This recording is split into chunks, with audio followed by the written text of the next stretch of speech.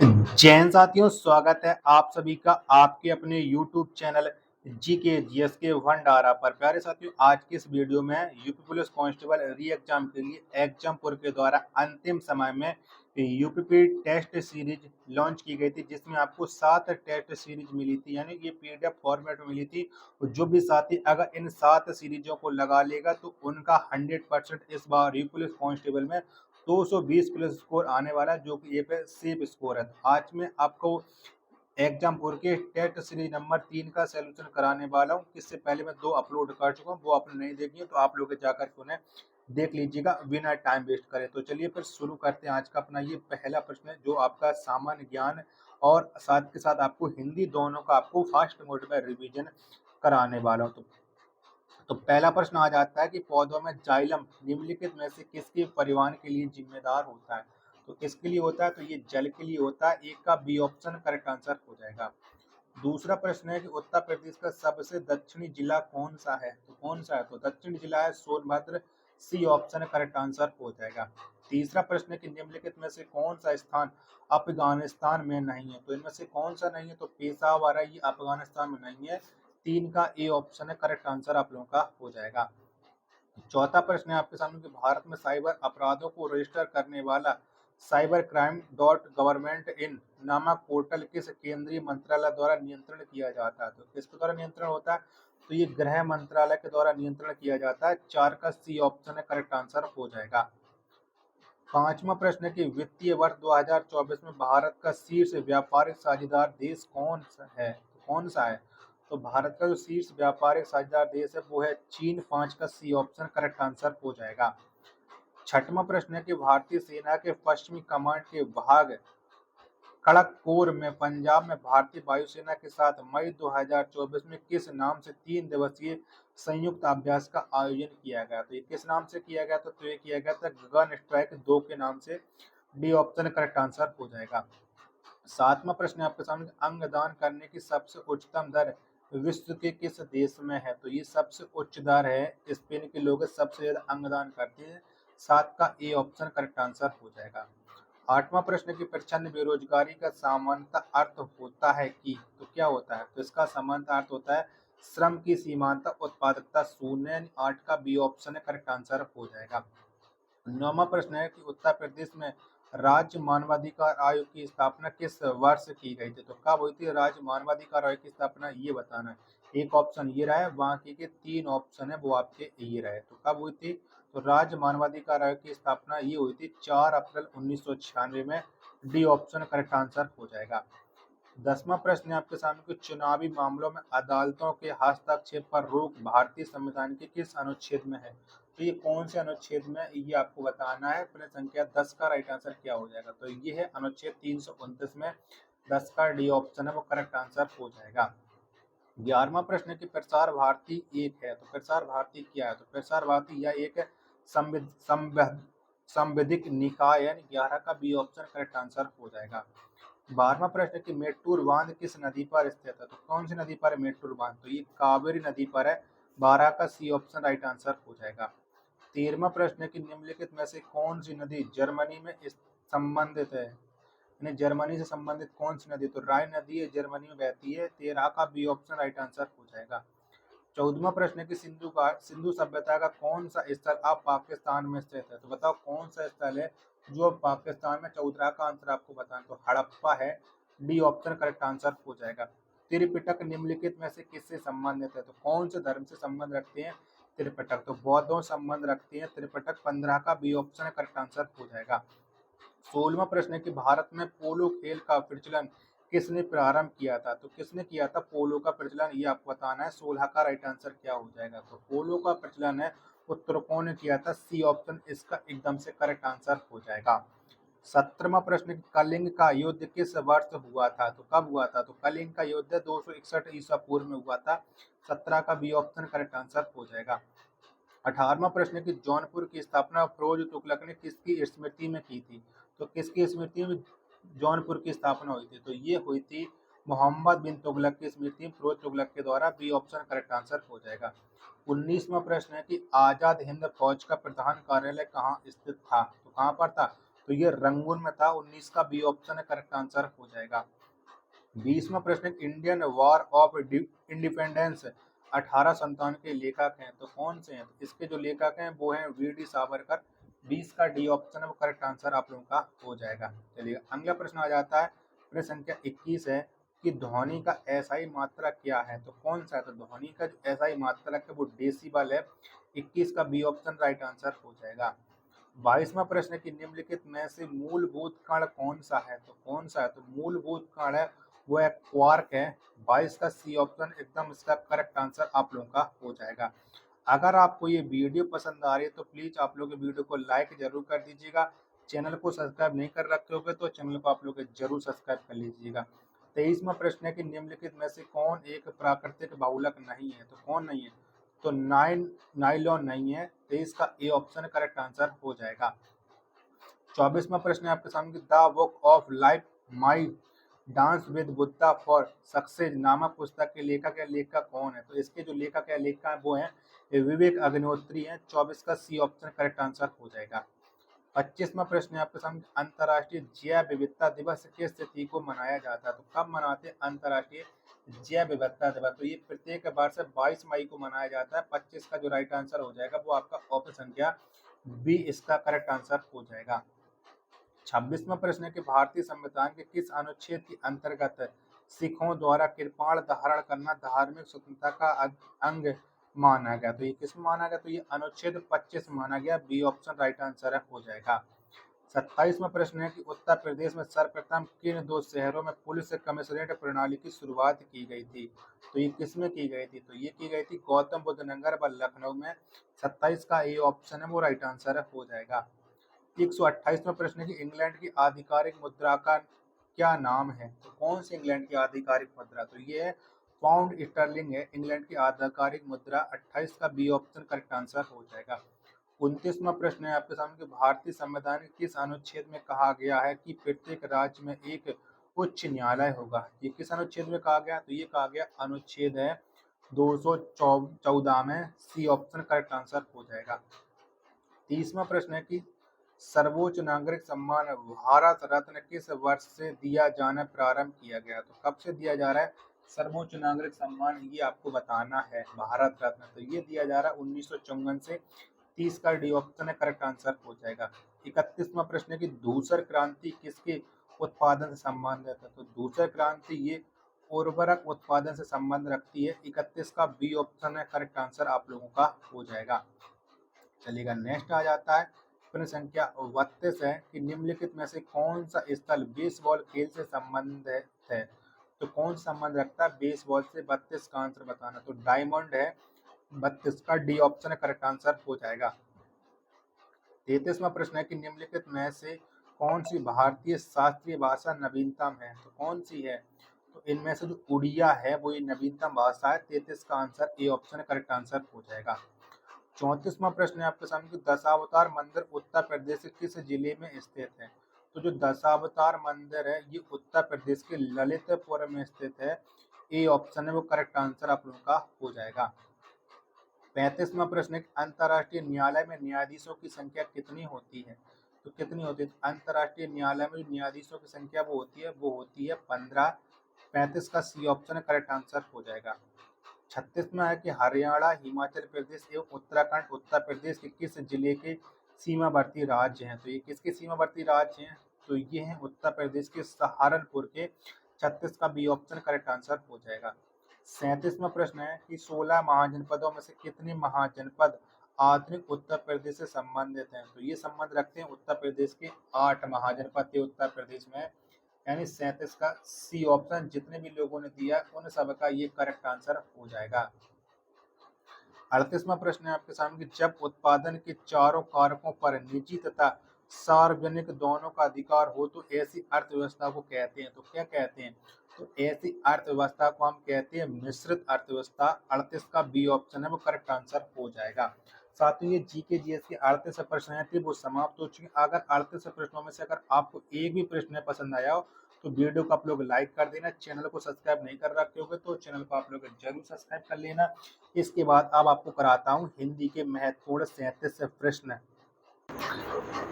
चलिए अब आपके सामने हिंदी के महत्वपूर्ण प्रश्न आ जाते हैं। तो 110वां प्रश्न है कि निम्नलिखित में से कौन सा शब्द अनेकार्थी नहीं है? तो बताओ इनमें से कौन सा नहीं? तो ज्ञान यह एक अनेकार्थी नहीं है। 110 का सी ऑप्शन करेक्ट आंसर हो जाएगा। 111वां कि निम्नलिखित में से अंतःस्थ व्यंजन कौन सा है? तो बताओ इनमें से कौन सा है? तो इनमें से जो अंतःस्थ व्यंजन है वो बावकील है। 111 का सी ऑप्शन राइट आंसर हो जाएगा। 112वां प्रश्न है कि जिस समास में पूर्व पद गौण तथा उत्तर पद प्रधान हो उसे कौन सा समास कहते हैं? तो कौन सा कहते हैं? तो उसे हम कहते हैं तत्पुरुष समास। 112 का डी ऑप्शन है वो करेक्ट आंसर हो जाएगा। 113वां प्रश्न है कि निम्नलिखित चिन्हों में से कौन सा लोप सूचक चिन्ह है? तो कौन सा है? तो लोप सूचक जो चिन्ह है वो ये है, ऑप्शन संख्या ए वाला करेक्ट आंसर आपका हो जाएगा। ठीक है। 114वां प्रश्न है आपके सामने कि जो शब्द दो वाक्यांशों शब्दों या वाक्यों को जोड़ने का कार्य करते हैं वे हैं। तो वो क्या है? तो वो है समुच्चय बोधक है। 114 का डी ऑप्शन है वो करेक्ट आंसर हो जाएगा। 115वां प्रश्न है कि निम्नलिखित पंक्तियों में कौन सा रस विद्यमान है? जब मैं था तब हरि नाही, अब हरि है मैं नाही, सब अंधियारा मिट गया जब दीपक देखा महाई। तो 115 में कौन सा रस है? तो यहाँ पर जो रस है वो शांत रस है। सी ऑप्शन है वो करेक्ट आंसर हो जाएगा। 116वां प्रश्न है कि ईश्वर करे आपको सफलता मिले, उपयुक्त वाक्य किस प्रकार का है? तो ये कैसा वाक्य है? तो यह एक इच्छा सूचक वाक्य है। 116 का ए ऑप्शन है वो करेक्ट आंसर हो जाएगा। आशा करता हूँ कि आप लोगों को ये वीडियो जरूर पसंद आ रही है। तो लाइक आप लोग जरूर कर रखे होंगे, नहीं कर रखे होंगे तो ये आपकी मर्जी, आप लोग लाइक कर दिया करो बिना कहे।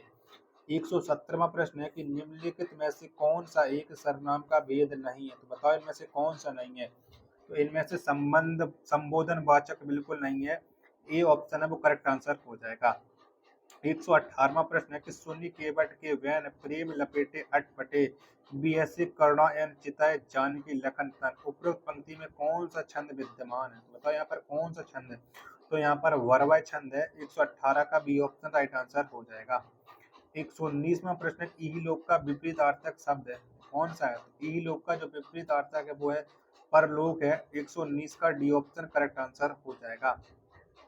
120वां प्रश्न है कि आयते हरि भजन को ओंठन लगे कपास लोकोक्ति का सही अर्थ है। तो क्या है इस लोकोक्ति का सही? इसका लोकोक्ति का सही अर्थ होता है वांछित कार्य को छोड़कर अन्य कार्य में लग जाना।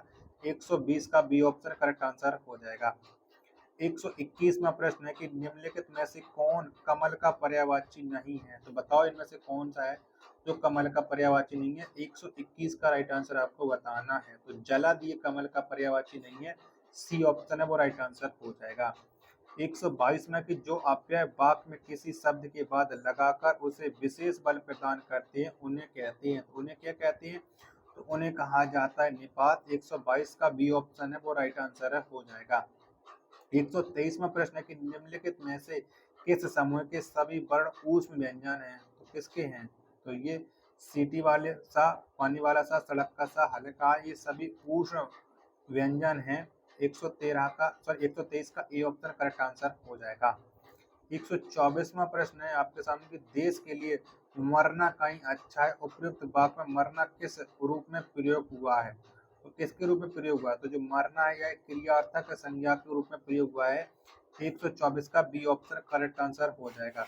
125वां प्रश्न है आपके सामने कृदंत प्रत्यय किन शब्दों के साथ जोड़ते हैं? तो किसके साथ जोड़ते हैं कृदंत प्रत्यय? तो ये जोड़ते हैं क्रिया के साथ। यानी 125 का सी ऑप्शन देने वाले सभी लोगों का करेक्ट आंसर हो जाएगा। 126वां प्रश्न है आपके सामने कि प्रिया पार्थी होगी, उपयुक्त वाक्य में कौन सा काल विद्यमान है? तो बताओ कौन सा काल है प्रिया पार्थी होगी? तो यह संदिग्ध वर्तमान काल है। 126 का बी ऑप्शन है राइट आंसर हो जाएगा। 127वां प्रश्न है आपके सामने कमल के समान नयन में समास है, कौन समास है? इसमें जो समास है वो है कर्मधारय समास। डी ऑप्शन राइट आंसर हो जाएगा। 128वां प्रश्न है कि आंखों में गड़ना मुहावरे का अर्थ है। तो बताओ क्या है? तो आंखों में गड़ना इस मुहावरे का अर्थ होता है मन में खटकना। 128 का बी ऑप्शन राइट आंसर हो जाएगा। 129वां प्रश्न है आपके सामने उन्मूलन का विलोम है। तो बताओ कौन सा हो जाएगा? तो उन्मूलन का विलोम होता है रोपण। 129 का सी ऑप्शन करेक्ट आंसर हो जाएगा। 130 में प्रश्न है कि शुद्ध वर्तनी वाले शब्द का चयन कीजिएगा। तो बताओ इनमें से किसकी वर्तनी शुद्ध है। तो अंत्याक्षरी जो वर्तनी है वो शुद्ध है। 130 का ए ऑप्शन करेक्ट आंसर हो जाएगा। 131वां प्रश्न है कि बंदर का तत्सम रूप है तो कौन सा है। तो बंदर का जो तत्सम रूप है वो है बानर है। 131 का बी ऑप्शन राइट आंसर हो जाएगा। 132वां प्रश्न की बाघ जाल का संधि विच्छेद होगा कौन सा हो जाएगा। तो बाघ जाल का जो संधि विच्छेद होता है वो होता है बाघ प्लस जाल। 132 का ए ऑप्शन करेक्ट आंसर हो जाएगा। 133वां प्रश्न के दिए गए वाक्य में रेखांकित शब्द में कौन सा वाच्य है। तो माता जी भोजन बनाती हैं, इसमें कौन सा वाच्य। 133 का आंसर आपको बताना। तो इसमें जो वाच्य वो कृत वाच्य है। 133 का सी ऑप्शन है वो राइट आंसर हो जाएगा। 134वां प्रश्न है कि निम्नलिखित में स्त्रीलिंग शब्द है तो कौन सा है। तो इनमें से जो अहिंसा है या एक स्त्रीलिंग शब्द है। 134 का बी ऑप्शन है वो करेक्ट आंसर आप लोगों का हो जाएगा। 135वां है कि निम्नलिखित वाक्यांश के लिए एक शब्द क्या होगा कि जिसके हृदय में ममता नहीं। तो इसके लिए एक शब्द क्या हो जाएगा। तो इसके लिए एक शब्द हो जाएगा निर्मम। 135 का ए ऑप्शन है करेक्ट आंसर हो जाएगा। 136वां प्रश्न है आपके सामने कि नीरज सरिस नयन रघुवर के लगहि कमल कर दोय हिमकर को उपयुक्त पंक्ति में प्रयुक्त अलंकार की पहचान कीजिएगा। तो बताओ 136 में कौन से अलंकार का प्रयोग किया गया है। तो यहाँ पर जो अलंकार है वो आपका है यमक अलंकार। 136 का सी ऑप्शन है वो राइट आंसर हो जाएगा। 137वां प्रश्न है कि रामचरितमानस की रचना की गई। तो रामचरितमानस की रचना किस भाषा में की गई थी। तो ये रचना की गई थी अवधी भाषा में। 137 का जितने भी लोग हैं डी ऑप्शन दे रहे हैं उन सब का ये करेक्ट आंसर हो जाएगा।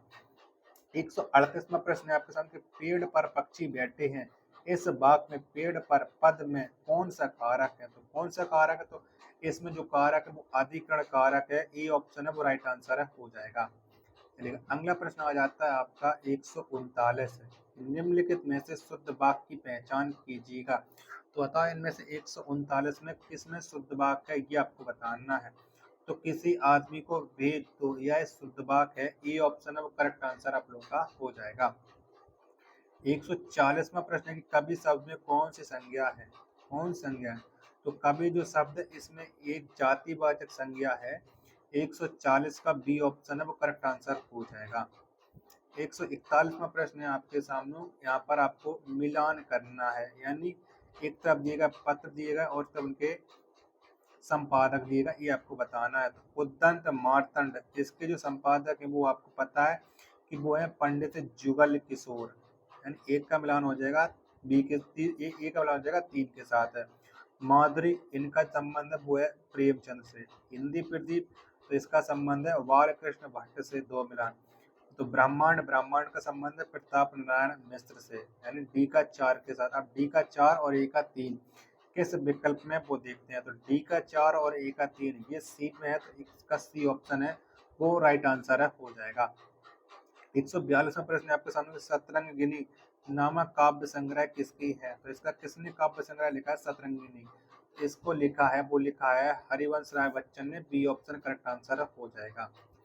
143वां प्रश्न है आपके सामने, निम्नलिखित वाक्य में प्रतिदिन क्या है। हम प्रतिदिन टहलने जाते हैं। तो प्रतिदिन क्या है ये आपको बताना। तो ये क्रिया विशेषण है। 143 का बी ऑप्शन राइट आंसर हो जाएगा। 144वां प्रश्न है आपके सामने कि प्रत्यापरण में किस उपसर्ग का प्रयोग हुआ है। तो किसका हुआ है। तो प्रत्यापरण में प्रति उपसर्ग का हुआ है। 144 का ए ऑप्शन है वो करेक्ट आंसर आप लोगों का हो जाएगा। 145वां प्रश्न है कि निम्नलिखित में से तत्सम शब्द की पहचान कीजिएगा। तो बताओ 145 में किस में तत्सम शब्द है। तो ये स्रोत ये तत्सम शब्द है, बाकी के सभी तद्भव है। 145 का बी ऑप्शन राइट आंसर हो जाएगा। निर्देश दिएगा 146 से लेकर के 150 तक। नीचे दिए गए गद्यांश के आधार पर प्रश्नों को आपको बताना है 146 से लेकर के 150 तक। तो चलिए गद्यांश को आप लोग वीडियो को रोक करके पढ़ लीजिएगा और उसके बाद आप इसके आंसर है मिला लीजिएगा। ठीक है पूरा गद्यांश आप लोग पढ़ लीजिएगा ईमानदारी के साथ। तो 146वां प्रश्न है कि परंपरागत भारतीय वाद्य यंत्रों में किस प्रकार के वाद्य यंत्रों की अधिकता है। तो किस प्रकार के वाद्य यंत्रों की अधिकता है ये आपको बताना। 146 का राइट आंसर। तो ये चमड़े से मड़े वाद्य यंत्र की ए ऑप्शन करेक्ट आंसर हो जाएगा। 147 में है कि वाद्य यंत्र निम्नलिखित में से किसका इतिहास जानने का साधन है। तो ये किसका है। तो ये वाद्य यंत्र होते हैं। संस्कृति और सभ्यता का बी ऑप्शन है वो करेक्ट आंसर आप लोग का हो जाएगा। चलिएगा 148वां प्रश्न है कि जिन वाद्य यंत्रों को हम भारतीय वाद्य यंत्र कहते हैं, बताओ किन्हें कहते हैं। 148 का आंसर, तो उनमें से कुछ भारत के और कुछ बाहर के हैं। डी ऑप्शन है वो करेक्ट आंसर हो जाएगा। 149 में है कि कौन सा भारतीय वाद्य यंत्र मिस्र, चीन, जापान आदि की संस्कृति में विद्यमान है। तो कौन सा विद्यमान, तो ये बीड़ा विद्यमान है। 149 का डी ऑप्शन है करेक्ट आंसर हो जाएगा। 150वां प्रश्न आपके सामने, गद्यांश के आधार पर तय करें कि कौन सा कथन असत्य है। बताओ कौन सा कथन असत्य है। 150 का आंसर आपको बताना है। तो तमिलनाडु और केरल के वाद्य यंत्र सबसे प्रसिद्ध हैं। 150 का सी ऑप्शन है वो करेक्ट आंसर आप लोग का हो जाएगा। आशा करता हूँ आप लोगों को ये वीडियो पसंद आई होगी। अगर आपको ये वीडियो पसंद आई हो तो वीडियो को आप लोग लाइक कर दीजिएगा। चैनल को आप लोगों ने सब्सक्राइब नहीं कर रखा होगा तो चैनल को आप लोग जरूर सब्सक्राइब कर लेना। मिलती है फिर अपनी एक और नेक्स्ट वीडियो के साथ, तब तक के लिए धन्यवाद। जय हिंद, वंदे मातरम।